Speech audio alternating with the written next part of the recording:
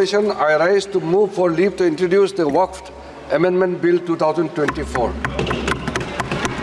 The central government is all set to introduce the Waqf Amendment Bill in the Lok Sabha today to amend the law governing Waqf boards, proposing far-reaching changes in the present act, such as ensuring the representation of Muslim women and non-Muslims in such bodies.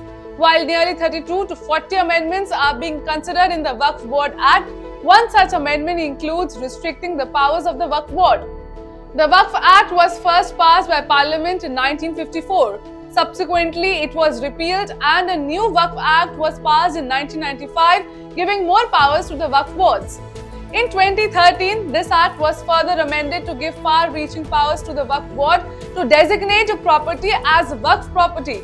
In order to change this approach of snatching away any property, the proposed amendments are likely to make it mandatory for the Waqf Board to register its property in the District Collector's office so that the property can be evaluated. The sources reveal that this needs to be done as there must be a committee to investigate revenue and ensure transparency in Waqf. Furthermore, sources revealed that in a historic development, the amendments also aim to enhance inclusivity by ensuring women's representation on the Central Waqf Council and state boards. This way, if passed, the bill will allow women to make appeals in the High Court against Waqf Board decisions that was not possible earlier. Nonetheless, the All India Muslim Personal Law Board said that they will never accept any changes in the Waqf Act. In an official statement, the AIP-LMB said that it doesn't consider changes as necessary and will not be accepted because it will change the status and nature of Waqf properties or make it easier for the government or any individual to usurp them. Similarly, any reduction or limitation of the rights of Waqf Board will also not be tolerated at all, the AIM-PLB added.